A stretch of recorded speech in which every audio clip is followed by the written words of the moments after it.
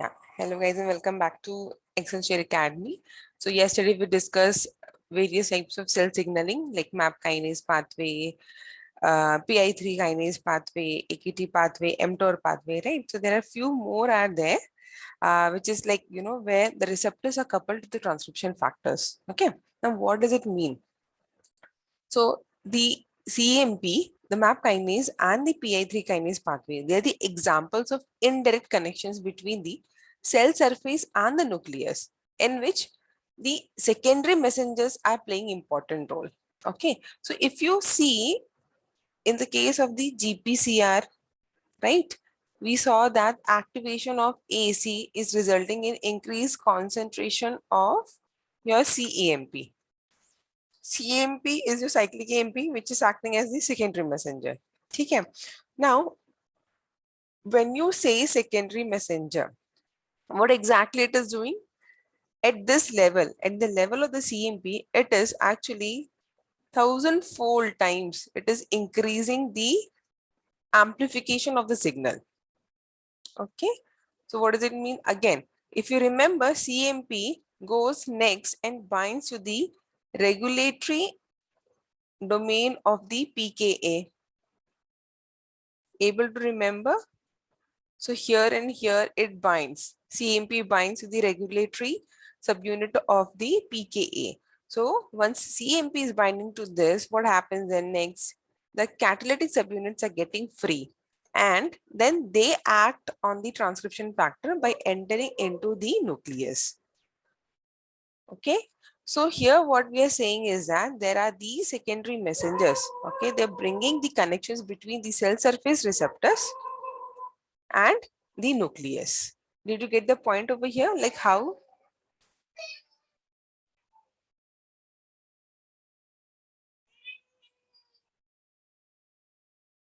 Okay. So these CMP or the secondary messengers and the protein kinases, they lead to the transcription factor phosphorylation. So as I said, so these secondary, the catalytic subunit of your PKA protein kinases, this will enter into the nucleus where it is going to phosphorylate all your transcription factors. Okay. So there are several other types of growth factors which are more directly coupled to the transcription factors and that play key roles in the cell proliferation, differentiation, and the survival. So coming to the SMAD pathway, the TGF beta, this is beta, TGF beta SMAD pathway.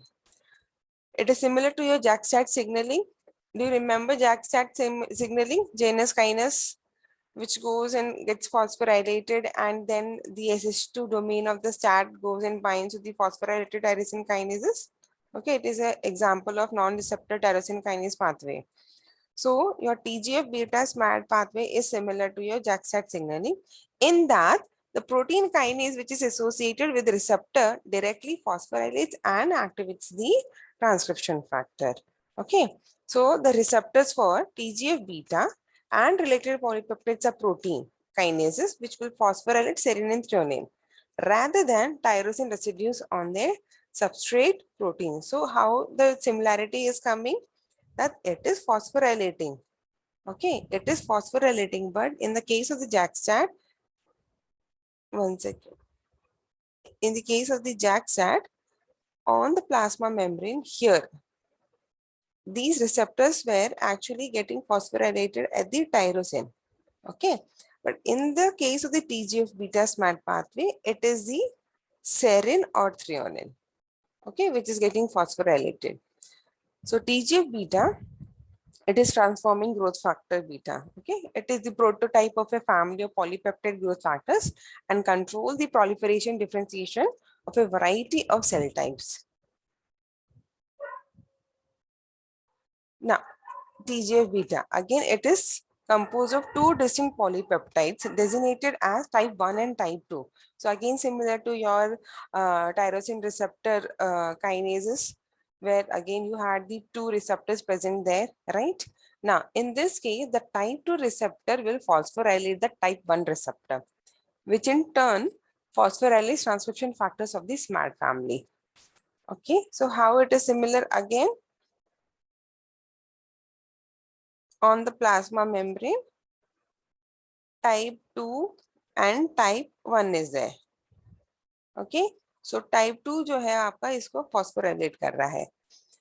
The phosphorylated SMAD form complexes which will translocate to the nucleus and stimulate expression of the target genes. So it should be noted that there are around 30 different members of the TGF-beta family which elicit different responses in the target cells. Now this is possible because of the different types of combinations of type 1 and type 2. Okay? Around 8 family members are there in the case of the SMAD family. Yeah, so here as you can see, so what is happening, type 2 is there, type 1 is there. Now once the transcription factor, once transforming growth factor beta comes and binds to these receptors, okay, this binding leads to conformational change which will activate your type 2 receptor. Type 2 is going to phosphorylate your type 1, which gets activated, and it is going to phosphorylate your SMAD protein, which is a peripheral protein. Okay, now this gets form a complex with the other proteins and then gets translocated to the nucleus, where it is going to phosphorylate the transcription factors or gets activating the transcription of the genes. Is it clear now? Now, if the question is coming, I mean, I don't think the question will come like what are the similarities between the TGF beta signaling and the tyrosine kinase, but you can see that there also 2 receptors are involved, here also 2 are involved, right? There phosphorylation is happening, here also phosphorylation is happening, but there both the receptors autophosphorylate, यानी कि वो एक दूसरे को करते हैं, but here in this case it is only the type 2 which is phosphorylating your type 1. Okay, now then the peripheral proteins which is getting activated after phosphorylation will be translocated to the nucleus. Am I clear here that TGF beta receptors? Yes, ma'am. Yeah. Now coming to the NF-kappa B signaling. This actually we have discussed once in the class.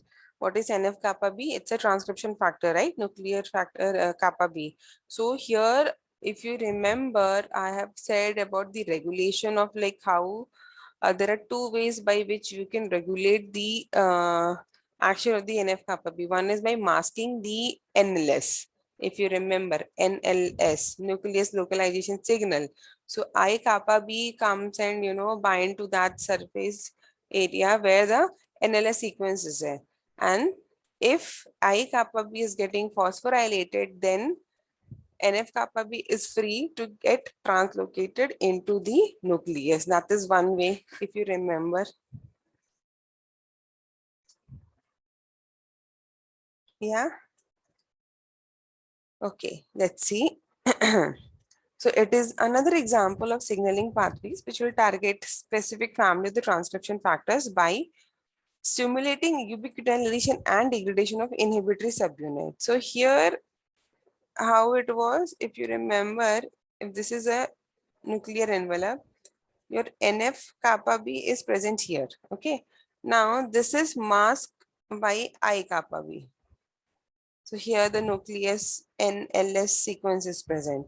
So once I kappa B is getting phosphorylated, this will go, the phosphorylated I kappa B will go for the degradation. Okay. And now NLS is exposed.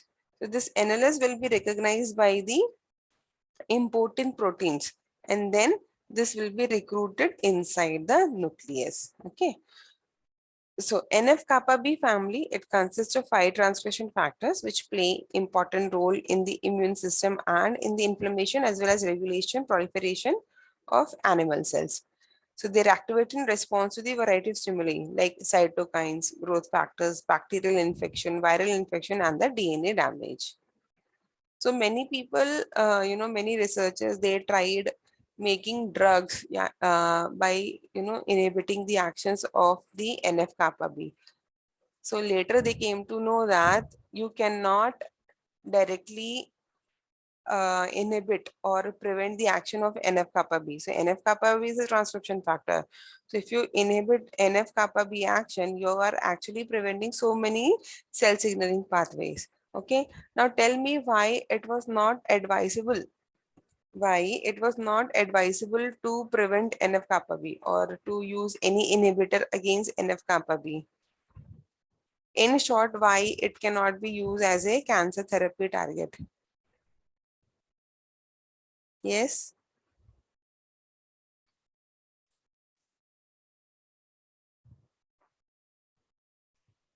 Because it will also prevent the body from reacting against other problematic conditions like infection. It will. Shruti, once again. It'll it'll it'll prevent the body from reacting against other problematic conditions like infections, which are in case of cancer, people are more prone for infections as well, right? No, that's not the answer. No. Anything else?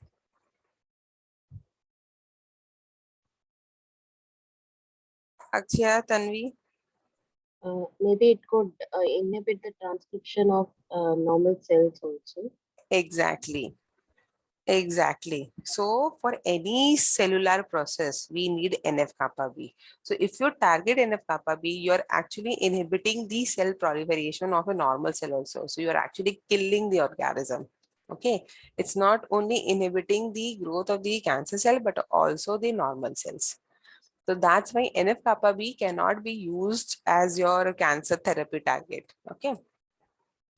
So the signaling pathways which lead to NF-kappa B activation have been particularly well studied as the downstream of the receptor of TNF, tumor necrosis factor, a cytokine that induces inflammation, cell death, and of toll-like receptors which recognize variety of molecules associated with pathogenic bacteria and virus.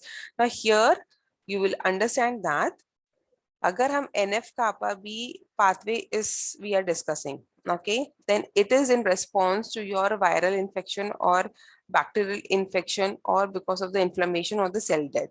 So there your NF kappa B signaling is getting activated. Okay, so the moment you hear cytokine or inflammation or viral or bacterial pathogens, that time you should understand that your cell, particular cell is undergoing the NF kappa B signaling. Okay. So in normally, it is bound to the inhibitory I kappa B proteins, which makes it NF kappa B inactive state in the cytosol. So what is happening when there is this activation of the TNF, tumor necrosis factor? It is going to activate the I kappa B kinase. So this kinase is going to phosphorylate the I kappa B, which will then target it for the ubiquitination and the degradation. So what will happen then? NF kappa B is now free to be imported into the nucleus. Okay. So this is the signaling pathway. So TNF, it goes in binds to the TNF receptor. Tumor necrosis factor is binding to the TNF receptor. So what is happening? The adapter proteins are getting activated. This is going to activate your I kappa B kinase. Okay. So I kappa B kinase is going to add the phosphorate group to the I kappa B. So this particular thing is now meant for the ubiquitination and the protein degradation. Okay. So now NF kappa B is free. So free NF kappa B will be recruited inside the nucleus where it is going to activate the transcription of the particular targeted genes. Okay. Clear? I kappa B, NF kappa B signaling is clear.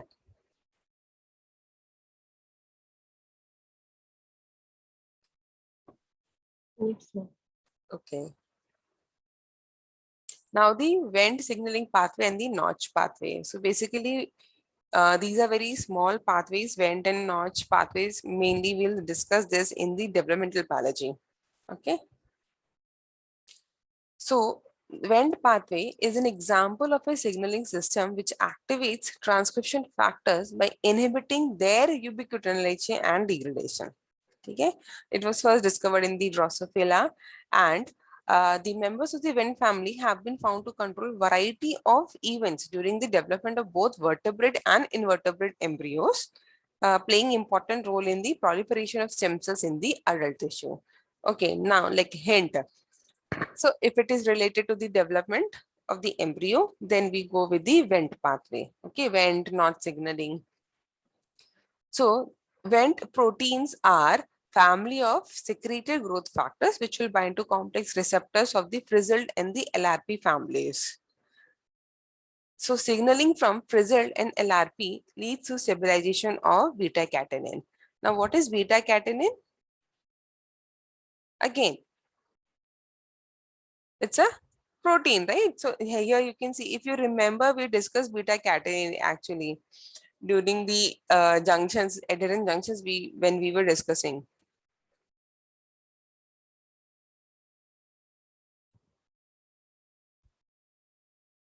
Okay, so there are two types of receptors, frizzled and the LRP. Any ideas what is LRP? LRP stands for?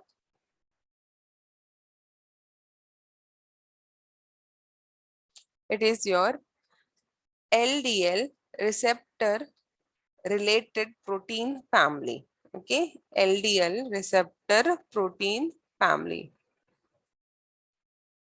What is LDL? It's like acronym. What is LDL?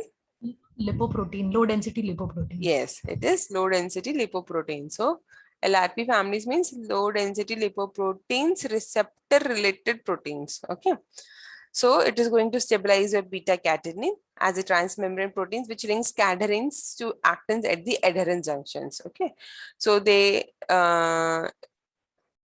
okay, importantly, linking cadherins to actin is the one of the important role of the beta catenin. Now, in Wnt signaling, it acts as a beta catenin act as a direct regulator of gene expression by functioning as a transcriptional activator. Okay, so we'll see how in Wnt signaling beta catenin is playing important role. So, where is the beta catenin? In linking the cadherin. So remember, this is the adherent junctions between the two cell. So between the two adjacent cell, we see this kinds of the junctions. So here you have got the cadherin coming and making interactions. These cadherins are connected with the P120 to the beta and alpha catenin. They are in connections with the vinculin and talin, and then they are in connections with the actin filaments. And between the actin filaments, you have got the alpha actinin. So this is the same image, okay, which we have discussed earlier. So here is your beta catenin, which is helping in linking the cadherin to the actin filaments. Okay. Now coming to the Wnt pathway. So when in the absence of the Wnt, so Wnt is acting as a signaling protein, right? The beta catenin is phosphorylated by GSK3 in a complex with casein kinase 1, axin, and APC, which leads to beta catenin ka ubiquitination and degradation. So what is the Wnt pathway? If you want a signal to be transferred or to be taken to the nucleus for the gene expression, then you have to avoid the degradation of that particular transcription factor. ठीक है, तो यहाँ पे ऐसे आपका pathway काम कर रहा है. So if there is a signal, then the beta catenin will not be degraded and it will be taken inside the nucleus. Okay, let's see how. So in the absence of the Wnt, it is not binding to the receptors. LRP of frizzled receptors are there, right? So what will happen? Then the beta catenin, which is present in the cytosol, it is getting phosphorylated by the GSK. Okay, so GSK, axin, APC, CK1 together, they are the destruction complex. So they are the activated ones in the absence of the Wnt signal. So what will happen? This complex is phosphorylating a beta catenin. Beta catenin, when it gets phosphorylated, is targeted for the degradation. So hence, no expression. Okay. Now, when the Wnt signal is present, so it goes and binds with the frizzled and the LRP signal. What will happen? It is recruiting your destruction complex and making sure that this remains inactive. Okay, so this thing, the frizzled LRP, they activate the disheveled. Disheveled is going to make this complex inactive. So once this is inactive, it means beta catenin, which is present in the cytosol, is remaining active, and it will go enter into the nucleus where it is going to bind to the transcription factors like TCF, and the gene expression will take place. Clear, guys?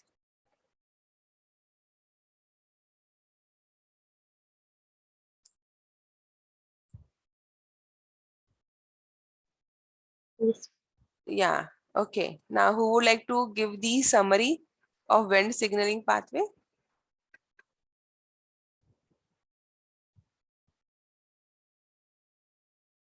I'll go back. Okay.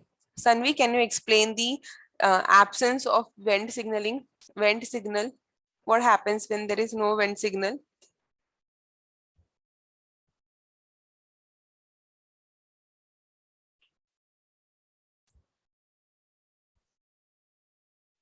Chandani, would you like to try explaining?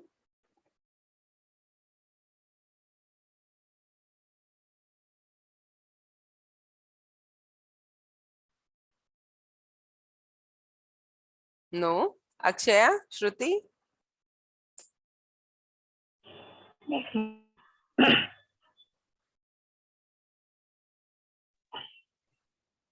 So when the ligand for the Wnt pathway is absent, Frizzled and LRP are not connected to each other, and therefore dishevelled is also free, which is supposed to be connected to them in presence of the Wnt ligand.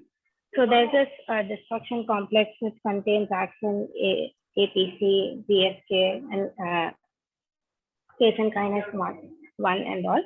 They make sure that beta catenin, which is inside the cell, is degraded, is targeted for degradation and not degraded. So that means that beta catenin is not free inside the cell and therefore does not get transported to the nucleus, and therefore TCF remains bound to our genetic material and does not allow transcription. Correct. And what is TCF? Sorry? What is TCF? It is your T cell factor. Transcription factor. Yes. Full form is your T cell factor, okay, which is a part of your lymphoid enhancer factor. Okay. Okay. Now next, Krishita, would you like to explain?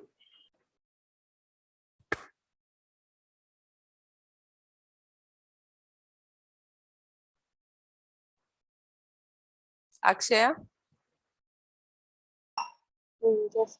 So like when there is presence of Wnt, what happens is that it is bound to both Frizzled and LRP receptors. So this recruits dishevelled and the degradation complex.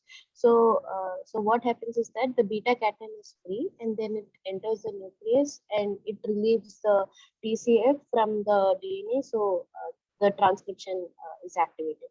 Yes. Okay. So here dishevelled is inactivating the destruction complex. Okay. Good. Now the same thing what we had just discussed. So I'll just read, okay, like if any point we have missed during the explanation of the pathways. So in the absence of Wnt signaling, beta catenin is phosphorylated by GSK3 in a complex with casein kinase and the proteins like axin and APC. Such phosphorylation of beta catenin, it results in its ubiquitination and degradation.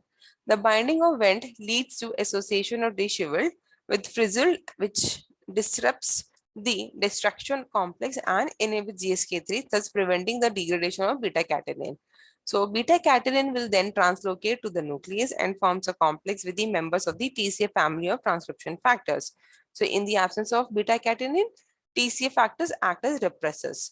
The association of beta catenin converts TCF family members to activators, leading to the expression of target genes encoding other cell signaling molecules and a variety of transcription factors that control the cell fate. Okay.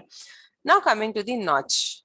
So the Notch pathway is another highly conserved signaling pathway that controls cell fate during the animal development.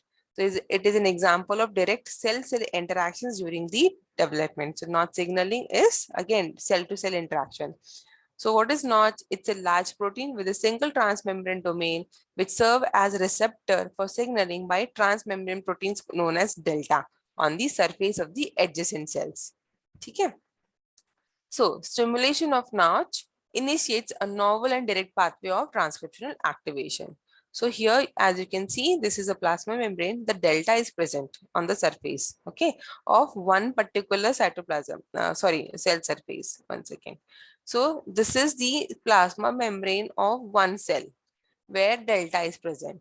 This is the plasma membrane of another cell where Notch is present. So this is direct cell to cell signaling between the transmembrane proteins, right? So delta of one and notch of the another one are interacting. So notch binding to the delta. Okay. So this will result in the activation of the gamma secretase, which is actually the which results in the cleavage of this particular protein. Okay. Now the notch portion, okay, the notch protein, the intracellular domain will get activated after getting the release from here by the proteolytic cleavage. So this is the intracellular domain. Now this goes inside the nucleus, which will interact with the transcription factor to induce the gene expression. Okay. So did you see the difference here? It is directly actually the cell to cell interactions. Okay. So where you see that the delta protein is present on one of the cell and notch is protein in another cell. Okay. Now what is CSL? Any idea? Again, it's actually a transcription factor very specific for the cell development. Okay. So it's again, something related to the hairless signaling ligand, something like that it is. I don't remember exactly now. Something lag one it was, I forgot. Anyway, some factors I forgot exactly actually what is the name. You can check in the book or in the net, you can check, but this is something related to the some factor which is the suppressor of something. I totally forgot. C is for the some name of the transcription factor, S is for the suppressor, L is for the lag. That's all remember. I forgot the C one. Anyways, so it is the transcription factor which is inducing the gene expression. Is it clear, this pathway?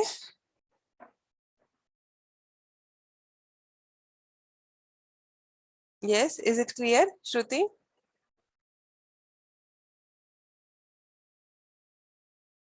Should I explain once Ma'am, again? can you repeat? Yeah. Yeah, Can you repeat okay. once? Yes, okay. So this much is clear that there are two transmembrane proteins which is present on cell 1. This is delta. Okay, this is cell 1. And here it is notch. Okay, so this is notch. This is cell 2. So in this case, these are interacting between the two cells. Okay. Now this kind of signaling happens, see, when the organism is growing. So obviously the cells are in close contact, right? So it is going to give signal to each other, whether, how they should move ahead, like whether this particular cell should transform into something else, right? The cell fate we talk about, like what in future the cell should become. So those kinds of signals are passed between the cells, among the cells. So when this delta is making interaction with the notch, what is happening? The gamma secretase, the enzyme, peripheral enzyme, okay, it gets activated and it is going to chop off over here. If you remember, like how signal peptidase is present near to the translocators, and whenever a protein is coming, the signal peptide has been removed. In the same way, the gamma secretase is getting activated, which results in the proteolytic cleavage over here. Okay. Now this portion is the intracellular domain of your notch. This is the transmembrane domain, correct? This is your intracellular domain. So this portion will now is released, it's free to enter inside the nucleus. So this protein will enter the nucleus where it will go and bind to your CSL. It's a transcription factor which is responsible for the gene expression then. Now it is clear? Yes, ma'am. Yeah. Okay, the same thing again. In particular, ligand binding leads to proteolytic cleavage of notch by the gamma secretase, which is the intracellular domain of notch, and then translocated into the nucleus. Inside the nucleus, it is going to interact with the transcription factor called CSL in mammals and converts it from repressor to an activator of its target gene. So as in the event signaling pathway, the notch target genes also include gene encoding the other transcription regulatory proteins which act to determine the cell fate. Okay, yeah, that's all guys. Any doubts in today's lecture? So we have completed all the different types of the cell signaling pathways. So we discussed GPCR, tyrosine kinase, MAP kinase, Notch, Vent, or SMAD, TGF beta SMAD pathway. Yeah, so we have discussed almost all the types of the pathways. The cell signaling here it's over. There is one more topic which we will be taking today only in the evening. That is like the network, cellular cell signaling network. So when I say network, what does it mean? It means it's not that at a time in a single cell, only one pathway is happening. It is depending on the surrounding. There, if suppose there are 10 pathways, then all the 10 pathways are actually functioning at the same time. Okay. And there are merging happening just because they share the intercellular proteins same. ऐसा है कि CMP एक का आप दूसरी जगह भी use हो सकता है. So the secondary messengers can be present anywhere, right?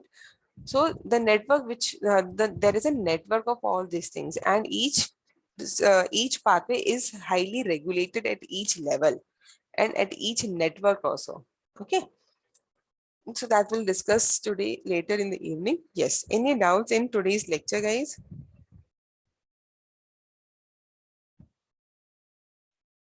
So if not able to remember, but I hope the concepts are clear, like which pathway is how and when. So whenever it is related to the cell development or cell fate, it is your Wnt signaling pathways or the next Notch signaling pathway. Okay.